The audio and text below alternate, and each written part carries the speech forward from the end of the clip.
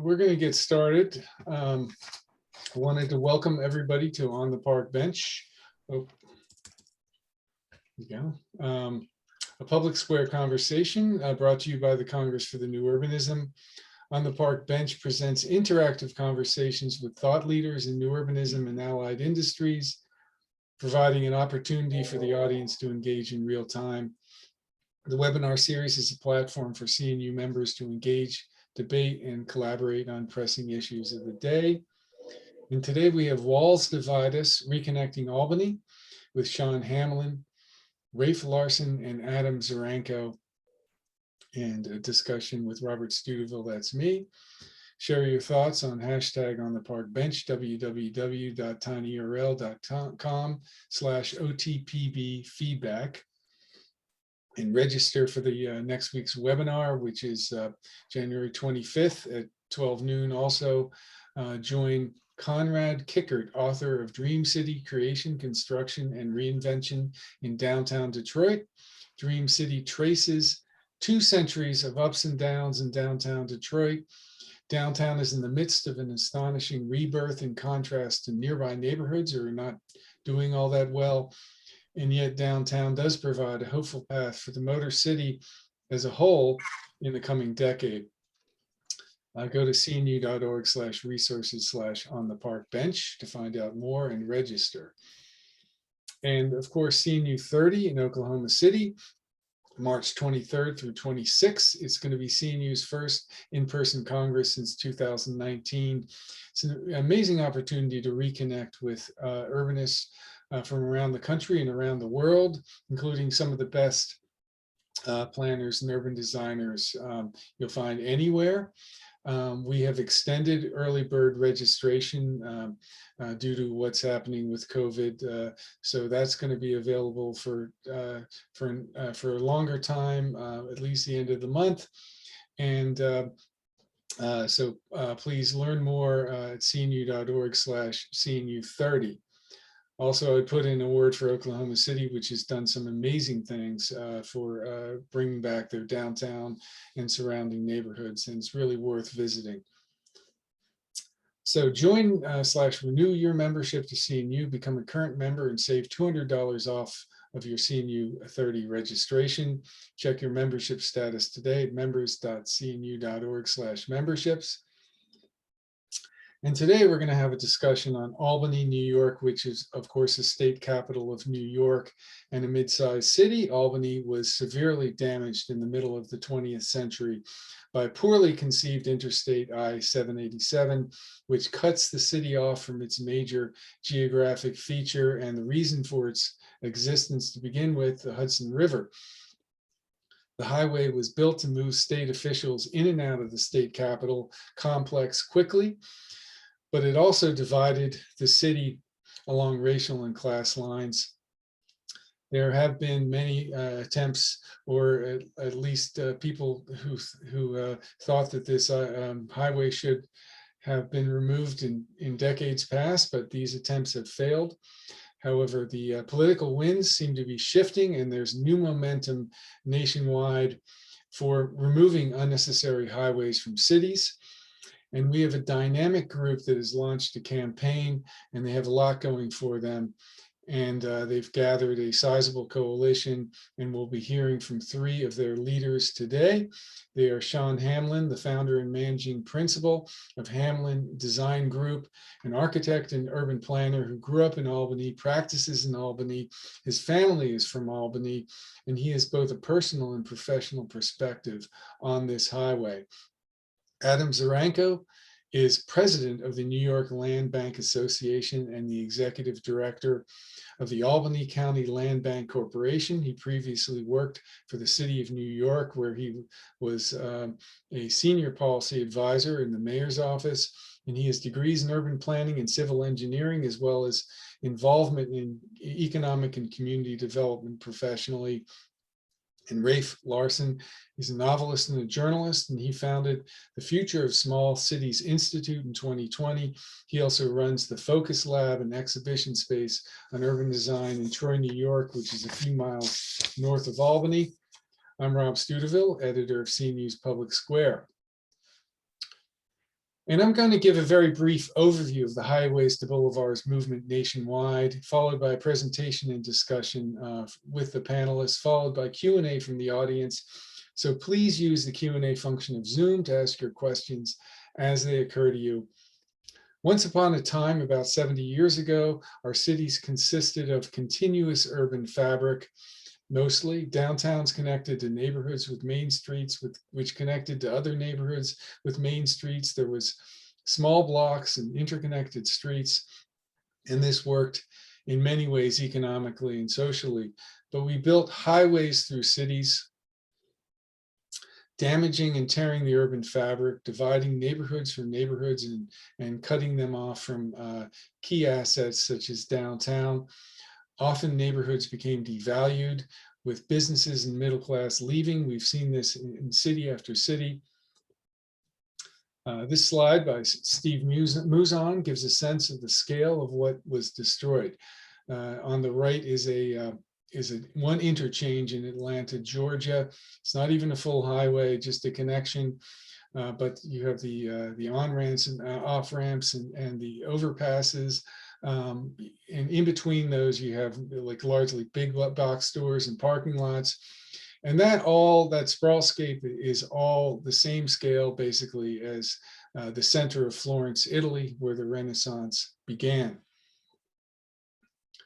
Highways seem permanent, hard to remove, but this has successfully happened many times. Upper left, we have the Deer District in Milwaukee, where in 2021, they celebrated the Bucks NBA championship. And in 2002, this was the Park East Freeway, which was removed in that year. On the top right is San Francisco's Embarcadero and ferry terminal, set up as an open air market. It used to be the Embarcadero Freeway. And in the bottom left, we have Boston's Rose Kennedy Greenway downtown, and the Central Artery was buried in 1991. The bottom right, we have Chattanooga's Riverfront Plaza. And that used to be the Riverfront Parkway, removed in 2004. The Highways to Boulevards movement is nationwide. To date, American cities have opted to remove highways, build large-scale caps, or relocate highways in 15 different places or cities. We'll look at one of these a little closer. This is Rochester, New York, and the Inner Loop East. That in 2014, as shown here, was basically 12 lanes of dedicated to traffic. This was removed in 2017, and you can see in that image on the right that you now have a street, and then there's vacant lots that could be developed. And this project cost the city about $25 million. In the first 2 years after its completion, it generated $229 million in new development on land reclaimed from the highway. That was about 10 times the return on investment was about 10 times the original. And you can see some of that development taking place in this photo from about 2019. If they had kept the highway, it would have cost them $34 million in maintenance and repairs. That's $12 million more than it cost them to remove it. And all this activity has produced new opportunities for the city, and development, including affordable housing, is ongoing. Union Street, which replaced the highway, features ample sidewalks, two-way protected bike lanes, signaled crosswalks, bike racks, benches, trees, landscaping. This has paid dividends. Walking has increased 50% from 2014 to 2019 in the project area, and biking has increased 60% in the project area. The Inner Loop East removal has been very successful, and now the city is moving forward with the removal of the northern part of that Inner Loop highway. State DOTs across the country are still proposing to expand highways in cities, and this hasn't gone away, but there are also many grassroots campaigns to remove highways and stop their expansion. And these are the logos from the many campaigns for many of the campaigns across the country. These campaigns are starting to have an impact, and Congress recently made the $1 billion Reconnecting Communities program law, the first ever dedicated and funded program for restoring communities by removing highways. That $1 billion may not seem like a lot in comparison to building a highway, but it will leverage local funds and pay for a lot of planning that is likely to move many projects forward. This movement could grow substantially in coming years. So with that, I'm going to stop my screen share and pass this along to the folks from Albany. Thank you, Rob, and good afternoon, everyone. Thank you for joining us to learn about this exciting and growing movement to reclaim space and repurpose it here in Albany from outdated highway infrastructure. We really appreciate the opportunity to present CNU, and it's a pleasure to be here today. So I'm Adam Zarenko. I'm the executive director of the Albany County Land Bank. I'm also someone who was raised in the capital region and have moved back here recently a few years ago to raise my family. And I'm one of the many people here through our effort, our collaboration, the Albany Riverfront Collaborative, that's working collectively to make Albany, set it on a better trajectory to improve the lives of a lot of different people. So, Rafe, if you can go to the next slide, please. So ARC, or Albany Riverfront Collaborative, is essentially a diverse and growing group of people from all different stakeholders that have an interest in some respect to see the infrastructure along Albany's waterfront be reclaimed and used for something better to advance the greater good. There was a lot of disparate efforts here in Albany over the years to kind of look at this through individual lenses. And over time, I think we realized that although each vision is a little different, we share the common goal of repurposing what divides us or could connect us along the waterfront. We don't have like the perfect plan. We don't all have 100% consensus on exactly what the outcome should be here, but we all agree at the collaborative that the fate of this project shouldn't just be in the hands of any individual elected officials or traffic engineers or planners, but rather, the stakeholders that have to experience this the most, and the people who have been living in communities and will be living in our neighborhoods and have in some cases been left behind, as we'll talk about a little bit. They really need to be leading the discussions, and we need to be helping and collaborating. And that's kind of the vision here. This is our official mission statement. But ultimately what the collaborative is it seeks to introduce just a vision to get the conversation going and serve as a platform to bring in all these different stakeholders and help provide the support that we need to be among the different cities across America, trying to bring the investment that we need to reverse the damage caused by the highway infrastructure here in the city of Albany. Next slide, please. So I'm glad Rob pointed it out, but sometimes we have to say this out loud. The capital of the state of New York is not New York City. It's actually Albany. It's about 3 hours to the north, and it's a city of around 97,000 people. It's the seat of state government, and this is just an aerial view of our highway infrastructure. It's Interstate 787, which is along the waterfront here.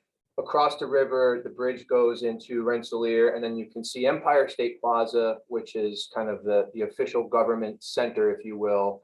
And it's surrounded by various different neighborhoods in the city of Albany. I would note the South End neighborhood on the left-hand side of your screen. On the other side is North Albany of the Empire State Plaza, Sheridan Hollow, Arbor Hill. These are the neighborhoods that helped that have formed around the center of Albany, and essentially were there first before the Empire State Plaza was constructed. But you can see pretty clearly along the Hudson River where the highway infrastructure has kind of carved up the city and been anchored by the Empire State Plaza, which essentially removed 98 acres of land in our city and was rebuilt for this purpose. Albany has a lot going for it. There's a lot of strengths in Albany. We're located at the crossroads between the city of New York, which is about 3 hours away. Boston's less than 3 hours away. To our north is the Adirondack State Park, which is 6 million acres of preserved forest land. And down on the west side, down I-90, we have access to Syracuse, Rochester, and home of future Super Bowl champions, the Buffalo Bills in Buffalo. And we also have a broader region, right? So we have collectively in a multi-county, multi-city region, we have a population of over 1 million people. Albany, Schenectady, Amsterdam, Troy, we've all kind of come together and have been working to kind of revitalize our cities along the river and reposition ourselves. A lot of people refer to this area as the Tech Valley. It's our answer to the Silicon Valley, bringing in those type of investments that we need to see. Albany's definitely kind of your textbook legacy city. It's the state's oldest city. The building stock and infrastructure reflect that. It benefits from a lot of things, though, as much as it has the challenges that legacy cities have, like the disinvestment, the vacant properties, the challenges with the manufacturing leaving. There's a lot of strengths that are unique to Albany, especially our presence of higher educational institutions, the enduring presence of government. The state government is here. It's not going anywhere. It is an economic generator, and we have several major medical centers. Unfortunately, in a lot of respects, we're probably most well-known Albany for our famous or infamous politics, depending who you ask. That sometimes that casts an unfair, sometimes fair light on what happens in Albany with regard to politics. But there's so much more to Albany than just the things you read in the paper, the things you hear. One of the things we're trying to do with this proposed project is change that and make Albany known for its willingness to work together to get progress, right? Accomplish progress, and not just for its politics. What's a little bit less known about Albany, but probably not to this audience, is the challenges facing us is how divided Albany's neighborhoods are. Like a lot of other legacy cities, we're suffering from decades of disinvestment, discriminatory policies and practices, and that's manifested in population loss, high levels of vacancy, low levels of income, high concentrations of poverty, and some really atrocious disparities for a very small city. If you can go to the next slide, please. Just to give you a sense of the work that I do at the Albany County Land Bank, which is a New York State not-for-profit organization formed by state government to help reclaim vacant properties and underutilized properties and repurpose them in a way that benefits communities, neighborhoods, and surrounding areas. This is Albany's redlining map from the Homeowners Loan Corporation from 1938, which is a federally sanctioned government agency, which basically set these maps based on the folks who lived in these neighborhoods and told people whether or not financial institutions or others, businesses, whether or not they should get capital to start investing in these neighborhoods. So if you look at this map, you can see very clearly that West Hill, Arbor Hill, Sheridan Hollow, the South End, North Albany, those neighborhoods that surround the Empire State Plaza, that are separated from the Hudson River, which is our greatest natural asset, were all designated as hazardous areas because of the people that lived in the neighborhoods, their demographic makeup. If you can go to the next map, please. This is an overlay of the organization that I lead, the Albany County Land Bank's real property acquisitions and dispositions since we were established to combat vacant and underutilized properties, dating back to, I think, 2015. And it just shows you at a glance something that's probably not surprising to people that are practice urban planning or associated fields, but the legacy of those decisions and purposeful disinvestment dating back to the 1930s is really creating a lot of challenges here and disparities in Albany. Right now, 30% of Albany's population roughly are Black, but 70% of the households in the red line areas are Black individuals or families. There's in the red line, historically red line neighborhoods, over 40% of the households are under the poverty rate, and the childhood opportunity index for some of these neighborhoods is as low as 1 out of 100. And what's striking to me in Albany is in the green neighborhood, if you were born in the green neighborhood versus the red line neighborhood, you have probably a lifespan on average of 5 years less than someone born across the street, essentially. And so, we're working to address that and some of the record disparities around home ownership levels. Albany, New York, given the number of Black households, has the lowest Black homeownership rate, and also the largest gap between white and Black homeownership rates in the nation. And Buffalo, New York is also another city that's struggling with that, so we're not alone. It's indicative of legacy cities. And so through what we're trying to do at the Albany Riverfront Collaborative is work to reclaim the space occupied by 787 and reverse some of these disparities through a purposeful and deliberate look at what could go there, right? And so we're thinking about ways to stitch these neighborhoods back together into the urban core, the downtown core, and the riverfront, and do it in a way that views all our projects through climate change, addressing disparities and creating equity, striving for better racial justice, thinking about sustainability, and thinking about balancing community development and economic development. We don't think those should be mutually exclusive things. We think we can do both, and we think that we have a team in place that can help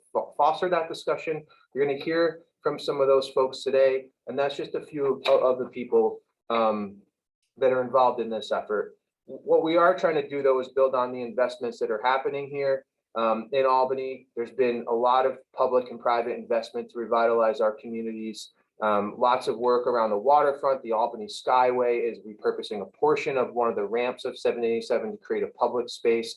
There's investments proposed for one of our major rail line bridges, Livingston Avenue bridges. And most recently, the Port of Albany, which is just outside the south end here along the Hudson River, it was announced that it's going to be the site of the green infrastructure, the wind turbines for the nation, essentially. And that's going to create an estimated 500,000 jobs right there. So what do? We don't have an exact plan right now, but we do know that we can address a lot of these disparities and achieve a lot of our goals through repurposing this. And we want to harness the energy that's out there, as Rob described, the Build It Back Better Act, the Reconnecting Communities program, and also our Governor Hochul, again today has announced that making reclaiming and reconnect space from outdated infrastructure and reconnecting neighborhoods is a priority for her administration. And being a seat of government, we think we're in a great position to be part of that conversation and dialogue, and flip this question from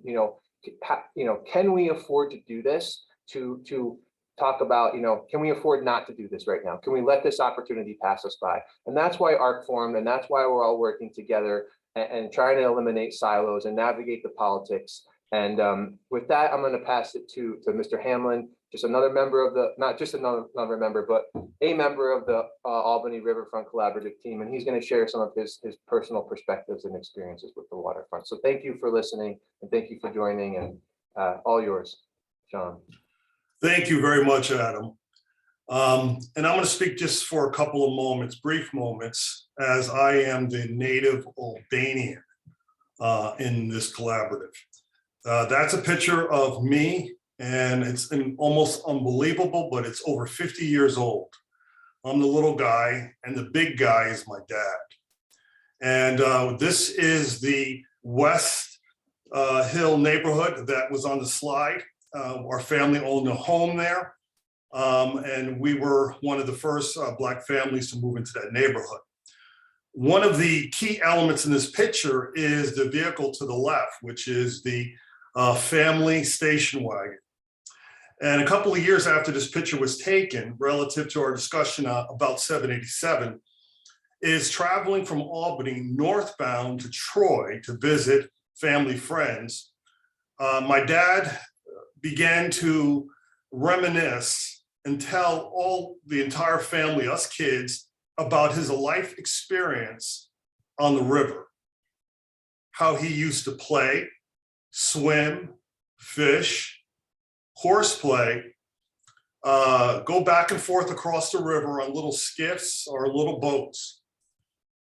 My brothers and sisters thought my dad was making up the entire story, because by the mid-70s, there was no connection. There was no social or community connection to the Hudson River. Mind you, at this time, the Hudson River was known for being filthy. You can't eat it, definitely don't want to swim in it. And it was something that was also difficult to see or experience. If we go to the next slide, this is a view looking east. And that is the river, the famous Hudson River that Henry Hudson came up from New York City. And Fort Orange is to the right. That was of course, the first location of the settlers. And from right to left is heading north. And if you can see 787, depending upon the elevation and traveling from north to the south or from the south to the north, you do not even see the river. And that was the experience that I had growing up, that there was this idea of this river that we learned about in school with Henry Hudson, but our day-to-day lives, there was no connection, as we mentioned. And for years, living in here in Albany and even working as an architect, there have been various efforts to reconnect the city to the river. There is the Corning Preserve. There is the pedestrian bridge. And if we go to the next slide, even the city has tried to utilize this space that has been somewhat lost or forgotten. These are the elevated portions of 787 and the arterial going into the Empire State Plaza. And while they are all well-intentioned to provide perhaps color or paint or graffiti or to hold a concert, these mammoth structures have separated neighborhoods, made very uncomfortable spaces, or spaces that perhaps one doesn't feel that they're welcome to traverse. And this is where we are in Albany. And so to hear discussions of perhaps thinking differently about the future, as an Albanian, I'm happy to have that discussion. I'll turn the next set of slides over to Reef, please. Hi, everyone. It's great to be here. My name is Rafe Larson. I'm with the Future of Small Cities, and I'm part of the Albany Riverfront Collaborative. So I'm going to talk about sort of the formation of the collaborative and then how we went about kind of packaging our messaging, because I've gotten a lot of questions from other cities about, you know, what's the best way to tell this story and to kind of gain a sort of critical consensus. That was certainly the difficulty in Albany, is that there had been a number of attempts to kind of, you know, galvanize action. It seems like every 4 or 5 years, there was a think piece in our local paper, the Times Union. And then, you know, every 6 or 7 years, there was a feasibility study, but then everything inevitably sort of petered out. The scope of the project was limiting to the point where everyone kind of threw up their hands. So one of the things I do at the Future Small Cities is get cities to talk to one another, which they don't often do because they're so busy running their own city. So back in May, we had this event, this webinar called On the Road to Nowhere, in which we gathered together all the 4 upstate cities who, interestingly, are all in different spots in their life cycles when it comes to considering urban highways.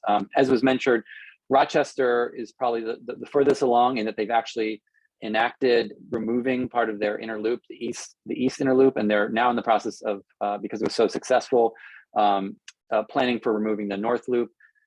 They just broke ground in Syracuse with I-81, and then Buffalo has a number of really interesting projects. And as part of this call, we had representatives from each. And I was really, among others of our coalition, was really inspired by the Buffalo group, the Scajaquada Corridor Coalition, because it was a coming together of a diverse cross-section of stakeholders, parks managers, nonprofits, architects, designers, neighborhood groups, equality advocates, all kinds of people coming together. And they produced these really beautiful renderings that I think spoke volumes and gave people a chance to dream about what's possible. Because often, and I think this is true in Albany, we didn't have a collective vision that we could all kind of circle around. Not something that would be prescriptive, as Adam said, but something that would galvanize discussion and start that discussion. It's very hard to go into a community and say, what do you want? Without sort of showing them something that they can critique, that they can walk around, that they can talk about. So that was our goal, is to get to a place where we could at least talk about something, some kind of vision, and give people permission to talk about that vision. Another model that we looked to that was very inspirational is the Duluth Waterfront Collective. Their website is awesome. I really suggest that you go there, in which they kind of lay out the narrative of, why is this important? How could this happen? What are some of the reasons? And as Adam spoke about this, there's a number of different kind of avenues that you can go to convince people about this, right? There's the economic development argument. There's the community and equity argument, which, as Adam said, I think those often have been divergent, but I think we're putting forth that they can be certainly collaborative and part of the solution together. And then there's also the kind of sustainable climate change argument, which is increasingly becoming a more urgent one, particularly for waterfront communities. So all three of these considerations you have to kind of balance as you put forth solutions. So with a couple of these examples in mind, and as Rob opened with, there's now, I think, almost 30 cities which are in some state of considering their waterfronts, or they're considering their highways, I should say. So Albany is really joining a kind of nationwide coalition, and particularly with the passage of the Federal Infrastructure Act, and hopefully Build Back Better or some form of it, we're seeing for the first time real funding for these kind of projects. And that was one of the kind of arguments that was always put forth, that we don't have that, the funding's not there, but that argument now looks less and less plausible because there's big money actually for these kind of projects from the state and federal level. Our collaborative is vast, I should say, and it touches upon a lot of different parts of the community. And I think this is a really important slide, maybe the most important that we're going to show, in that any movement needs wide-scale buy-in across different sectors to give it the kind of gravitas, the authenticity, the community rootedness. Otherwise, it just becomes pretty renderings. But when it's backed up by a wide swath of people like this who all care about it and are all approaching it from different lenses, all of these people aren't going to agree on what the path forward is, but they're all willing to come to the same room. And I think that that's really important. And our ethos from the beginning has been to welcome everyone with open arms and hear them out, invite them to be part of this. And for the most part, everyone has been really appreciative of being welcome to the collaborative. So I'm going to just stop my presentation and show you briefly our website, which I think is probably the best kind of representation of what we're doing, and talk a little bit about some of the design choices that we made from a narrative perspective. I'm a storyteller, I'm a writer, so I'm always thinking about what's the story that we're trying to tell. So we put a drone in the sky and shot the footage of what this highway looks like, just to really show that it is essentially a wall that cuts it out from, and this has been mentioned a couple of times, our greatest natural resource, the river. Albany is not really a river city. It could be, but it's not if you come here, as Sean so eloquently described growing up here. A lot of the mid-Hudson cities have a much more intimate connection with the river than Albany does. So what we wanted to do with our with this website is actually give people an empowered ability to reimagine the waterfront themselves. So we created these sliders, and the simple act of interacting with this image, and we've seen this, it's just frankly crazy when you look at it, how overbuilt the infrastructure is. I think it was the dream of a engineer or a team of engineers that they could put this together, but their priorities back then were much different, vastly different than what our priorities are now. So we came up with a rendering that the user can kind of reveal themselves. And I think this very act of revealing yourself empowers people to imagine this themselves. So sliding back and forth, I've seen people kind of do this for hours, being like, what's this, finding their neighborhood. But our vision here, and I think it's been mentioned, is towing that line between economic development, between community development, between sustainability development. We could have packed this with new buildings, right? We decided very carefully to take a sort of modest route. Legacy cities need income tax, they need new buildings. But in this case, we were very mindful of a community like the South End, which has been cut off from the rest of the downtown by the arterial, which has been brought up a bunch. That's this kind of center piece running into the Empire Plaza. You've seen this in a lot of cities where someone from the suburbs can drive into the Empire Plaza without ever having to touch the city, essentially. And it's incredibly damaging, privileging that kind of travel over communities. Then we've seen that. So this kind of vision asks the question, what does the South End want, right? I think when we've talked to people from the South End, they're nervous about gentrification. And we've seen this with other highways and boulevards projects. If you remove a highway, it does a lot of good, but it can also raise prices, housing prices. So there's some embedded dangers there. And I think there's also a question of plan fatigue, and we can talk about that. People have come up with plans a lot, and people are tired of just the planning stage. So we offered a series of images that, again, are meant to kickstart the conversation rather than be prescriptive. We created a documentary film, which if you haven't seen, we have some really talented documentary filmmakers as part of your collaborative. Have some documentary filmmakers on your collaborative. That might be part of the recommendation. But all of these are meant to kind of allow people to reimagine what the possibility is, because sometimes you're so entrenched with these landscapes, you don't realize what's possible. And then I'll finish here. We gave a series of metrics that, again, towed that line between economic development and community development and sustainability development. We actually did a economic analysis and a fiscal analysis of the project, where we looked at how many jobs this would generate and how much income tax and property tax and sales tax this would generate. So we're trying to address multiple audiences with this, because in Albany you have multiple audiences. And as part of this, we've also created a FAQ that tries to address some of the most obvious questions that come up again and again, like commute time or cost of project or what's happening with the railway. And then we've also created a resource page, which gathers together all the articles. There have been so many written about 787. When you see them all back to back to back to back, it's quite something. But also studies and plans, and then critically, the social justice redlining aspect of this, and then giving us some national context, which CNU has really done such an amazing job. We really want to firmly place Albany as part of a much, much larger movement. So I'm mindful of time, and maybe I'll stop there and we can open this up for questions. So I'll stop sharing and we can chat about everything that we've thrown out there. Thank you guys very much. That's it's so impressive what you have come up with. It's been I think you launched this about 2 months ago, maybe even a little less than 2 months ago. A lot of people out there are looking at the highways in their cities, and you know how it's a bit daunting to figure out how to come up with a campaign that really could impact these pieces of infrastructure. You guys really have done something very impressive with your website, you know, and especially the coalition.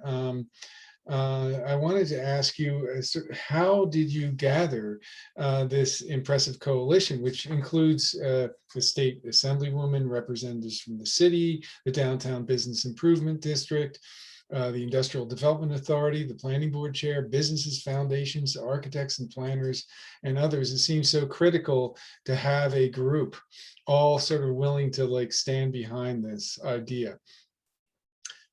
How did you gather that all together? I'll jump in here and you all can piggyback on me. It was, a lot of it was one of our members, Scott Townsend, who's I think watching today. He did a lot of the work. He's been pounding the pavement about this for the last 15 years, I would say, and has met with all these people and has been part of the studies. So he's done a lot of that critical outreach.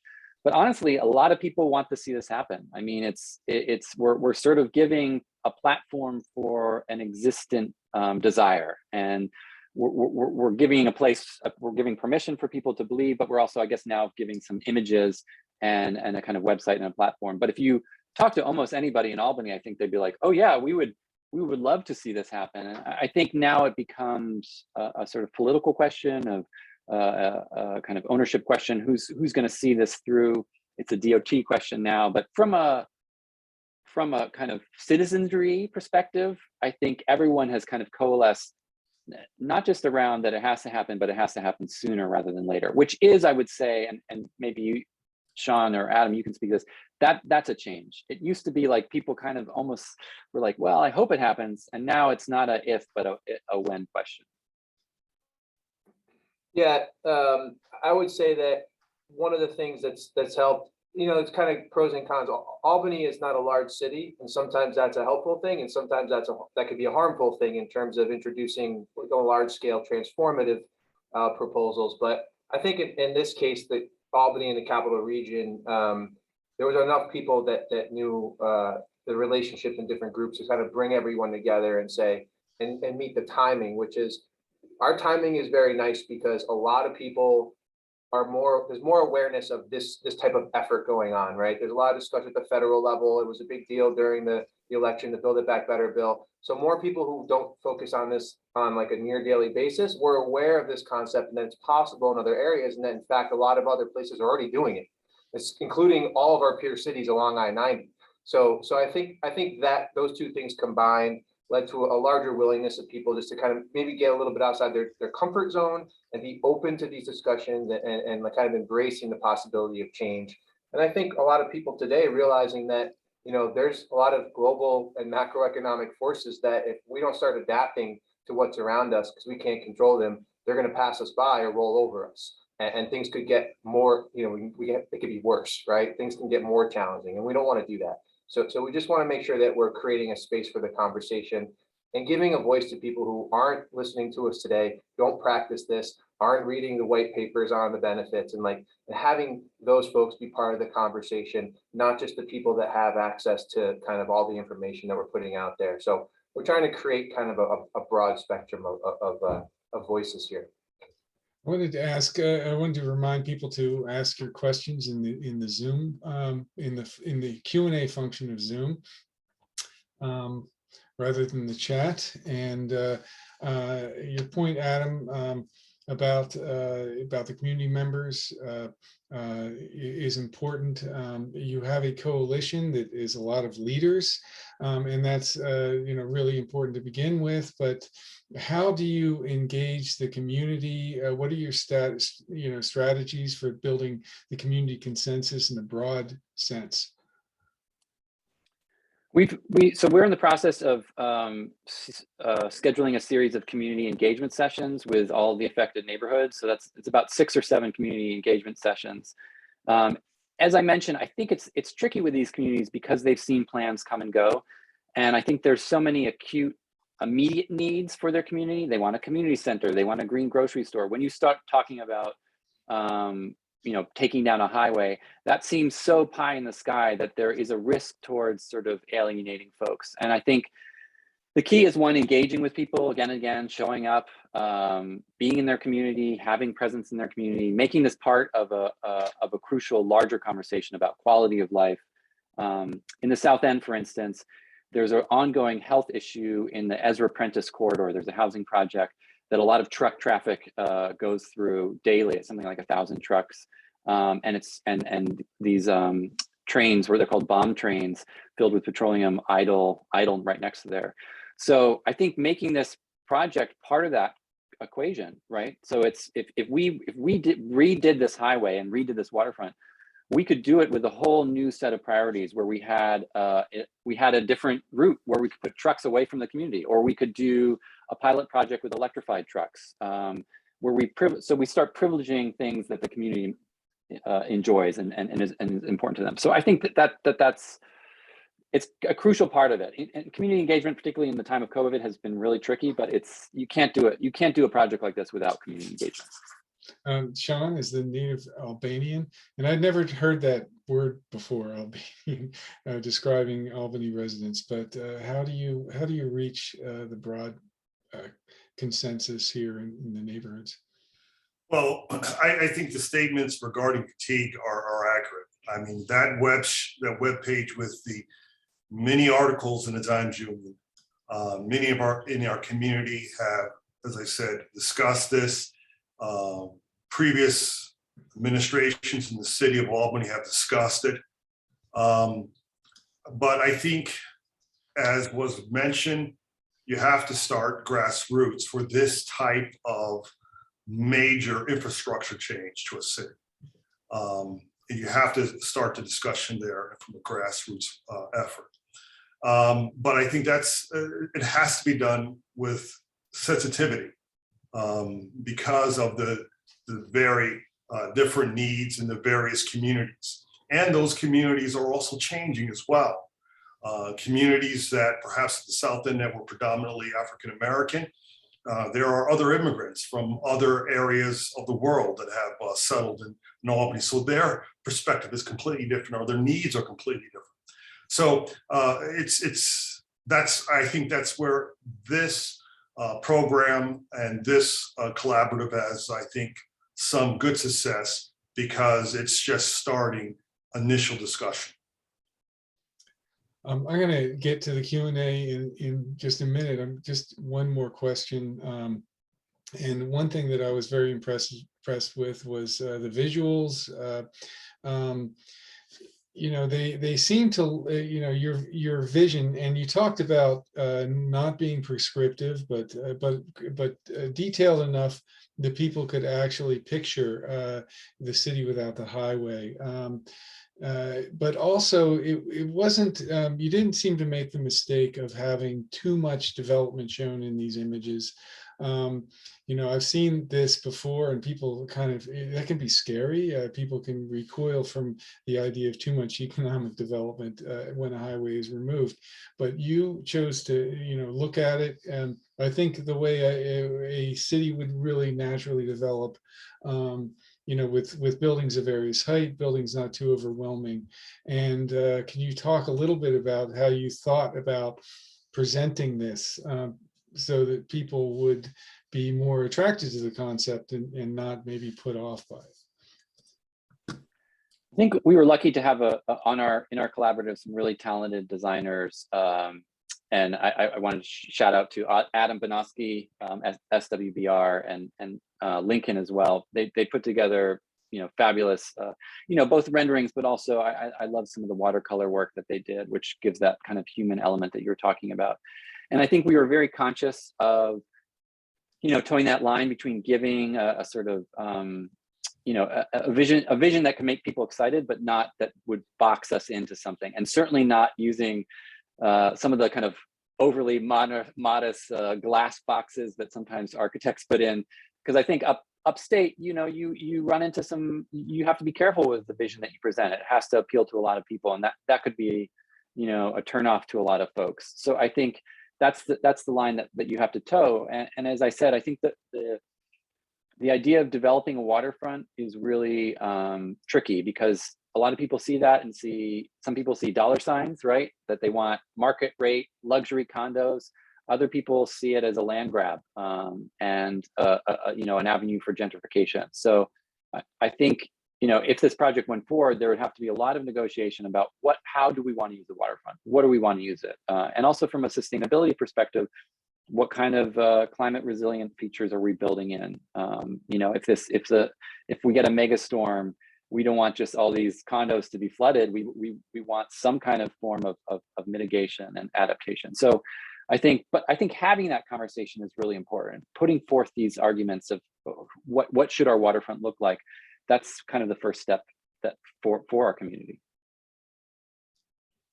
And Rob, one of the things just in the conversations around, there's a million ways you can present what this may look like, right? Given all the space that would be reclaimed, but we were very deliberate, everyone that was involved, I think, in making sure that we were looking at not building something just for one group, right? And in a lot of respects, we'd be creating a different type of disparity, and we would be exacerbating the disparities we already have, but really trying to focus on the community development aspect. Like, what can we do with this space to address the disparities we have, build neighborhoods, but strengthen also the people, the existing neighborhoods and the residents there, and start to like feather it back together, not just drop, like Ray said, those shiny boxes down that look awesome in renderings, but who are those for? Because again, it's going back to who are we trying to help bring up and who's left behind here. And when people see the renderings, which is one of our goals, is that translates very clearly that this is a bold but ambitious and achievable plan. it needs to look like something that isn't just for one group of people, but someone could really see that I can be part of this. And once you dive into kind of the other benefits that come, like this is something that would benefit me as well. And I think that that's how a lot of the massing and stuff ended up. I'm going to get to Q&A. First of all, this is going to be posted on the CNU website, so you can see this again and see the slides again, and it'll be posted probably tomorrow.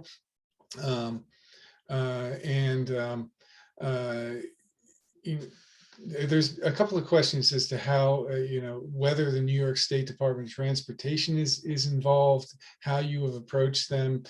Somebody asked whether the commissioner of the New York State Department of Transportation, Marie-Therese I don't know how to pronounce it, Dominguez, to join, whether she could join this coalition, or maybe seeing you. I don't know. Have you approached the DOT at all, and what have they said? They can be tough.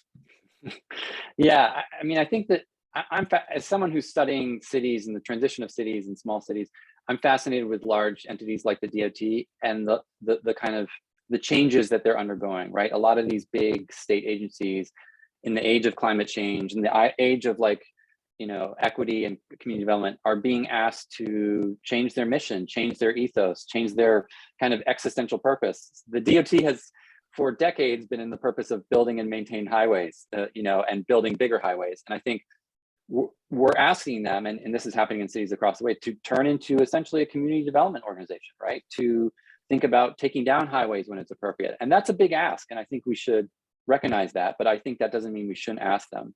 In our particular case, the DOT hasn't been part of our collaborative. I think in the past, they've been obstructive towards movements. That's not to say that they wouldn't be now, but I think we wanted to get our message and our vision and our collaboration together, and then approach them with a kind of strong community ask, I suppose. But they have to be part of the solution. I mean, they're going to be the planners. They own a lot of the land there, so they're going to be a key constituent here. I think in the past they've been able just to say no because it's easier to say no, but now in this context, it's a lot trickier. And in other cities they've been the lead, right? In Syracuse they were a lead planner in the organization, Buffalo too. So it's not like everywhere they're just a brick wall. Yeah. I'm not, I haven't been in Albany much, but so there was a question, would 787 still be an interstate north and south of Albany? But it seems to me that 787 isn't a very long interstate and it doesn't really carry through traffic. Is that correct? It does. I mean, it's used, at most volumes, except for peak volume, it's definitely, we argue, overbuilt, especially as people have been shifting to remote, but especially given how much land it takes. I think the vision is acknowledging that it's still an important, connective point, but to treat it more like a boulevarding rather than the elevated superstructure. And 787 does tie together other river cities like Cohoes and Waterville and provide access up to Troy. So, our initial vision looks specifically at the Albany segment, but that's not to say, because we had to start scoping somewhere, but that's not to say that it couldn't be expanded to other municipalities or others. You have to view it as kind of connecting the waterfront. So that's kind of where we left it. The other thing that we acknowledge is the rail lines that will be serving the port, that are utilized, and we do have an active port that's growing and being invested in. So trying to strike that balance between being pragmatic about those rail lines are there, and to get them to go someplace else is probably not viable, right? So how can we coexist those things and not hamstring ourselves on the economic development investments that are happening at the port that could carry across to bolstering some of the community development work. So that you'll see also in some of the renderings and discussions that we have. It's a really good question. Go ahead. I would just like to add as well to what Adam said. The use of 787 is perhaps at its highest point, traditionally 7 a.m. to 8 a.m. in the morning, and then from 5 to 6 as the state workers that you see at the State Plaza. I believe there's about 40 to 50,000 state workers that come into the city and then exit. And that's a pattern that we've come to know in many cities where you have commuters come in and then they exit the city. But with that aside, I think that 787 as a thoroughfare for many people, or at least that path, as Adam mentioned, it, that connects the other smaller cities along the river, there is a value to that, that I think the boulevard or a lesser of a element would be able to provide. So yes, it is something that is utilized, but it's utilized to come and then exit the city immediately. I think also we have to acknowledge that the idea of a commute is changing, right? So there's going to be a lot more possibilities for remote work. We have an amazing public transit authority in the capital region that is already a nationwide leader in rapid bus networks. So I think any sort of boulevarding of a highway has to come hand in hand with a really robust public transportation solution that, you know, with an actual dedicated bus line that might make it quicker than driving a private car. And I think also, you know, Sean mentioned the 40 to 50. I've heard up to like 80 or 90,000 state workers. You know, what if we developed Albany's downtown and made, you know, housing and work play housing so that 10,000 of those people actually lived in downtown Albany and walked to work? So I think there's, and that's happening as we're speaking. So I think, you know, boulevarding a highway has to come in tandem with other sort of community development, economic development, and transportation development initiatives as well. And if I could just bounce on what Reef mentioned regarding how this may be a silver lining as we all live through a pandemic, as we begin to rethink remote work. I have a business right in downtown Albany. I have employees that come and then go, but now those employees are all at home. And now those employees want to stay at home. So revisioning how we work, or even the structures that we have, the state offices that I know that are now empty because of the pandemic, is something that I think may be a silver lining after the past 2 years. I got a very good question from Dustin. And that is there an effective way to really give voice to the residents of Albany, the city? And he says that he hears some fierce opposition to this project from people who commute from Troy, Malta, or Clifton Parks outside of the city. And how are you? How can we really give the city of Albany residents a strong say in this process? I mean, from my perspective, I think that's exactly one of the reasons the collaboration exists, is to try to bridge that, because one of the largest threats to a vision like this is the voices that are heard more often, the people that see this as, I might be worse off if this vision was to be realized for my daily commute and things like that. And in other areas, we've seen that slow down or even stop projects in their tracks. What we're trying to do is create parity through the collaborative by bringing in a lot of different stakeholders and not just depending on local or state governments to do this work. This isn't something the local and state government is not going to solve for this by themselves, right? Like Rafe said, they're trying to keep potholes filled, balance the budget, address what's going on today and tomorrow. So we're trying to create a forum for those voices and elevate the voices of the people that are usually, these projects happen at the expense or around these neighborhoods. And again, bring them back into the conversation and let the residents lead the conversations and help shape what this could look like.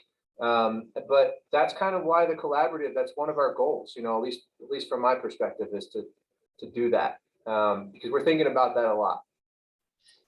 And also the larger question is, you know, people are like, what's it going to do to my commute time? Is it going to go from 12 minutes to 14 minutes? I think shifting the conversation to being like, perhaps, but what if you get a world-class city that's adjacent to your suburb? Like, what if you got a waterfront that can host concerts and food truck festivals? And what if you want to move to downtown Albany because it's suddenly an awesome place that has all these green spaces? And so I think shifting the window of what we're talking about is important, and giving some kind of larger context to what does it mean to actually have because Albany, I think the reason why so many of us dedicate all our time to this, we see the potential of Albany, right? It could be a really world-class city, but it can't realize that without addressing the waterfront, addressing this kind of legacy of this highway. So Well, an hour has passed us by, and but I want to ask, if you could just quickly talk about how people could get involved and what are the next steps.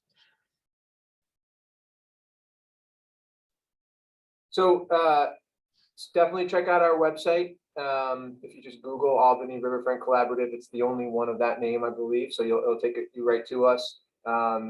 The team has put together a really informative newsletter, and you can sign up for the emails. And there's a lot of information that will include, I think, what the next steps are, also specifically the engagement opportunities and kind of what this year will look like. And I think now that there's more wind in the sails with respect to the state budget, and the federal discussions may be changing even more in our favor, you'll start to see kind of a ramp up of those efforts, because time is of the essence. And we know we're essentially competing against all the other great projects that Rob described. So website's probably your best one-stop shop portal. There's a way to email some of the leadership and to get involved. And I would say that the collaborative is always looking for more people. It's not an exclusive. We're trying to make it very inclusive. So if you're interested in participating in really any shape or form, contact through the website.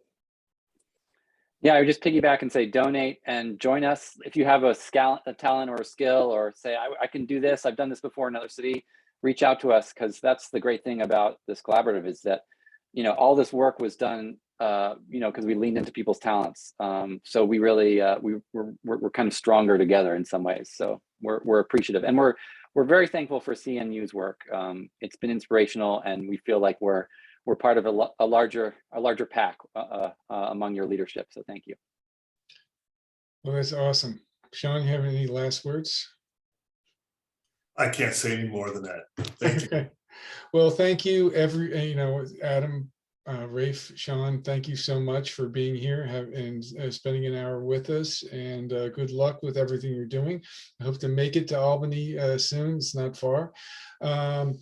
And maybe connect up with you guys. So I thank everybody for attending. And once again, this is going to be posted tomorrow on the CNU website. So have a good day, everybody. Thanks so much. Thank you.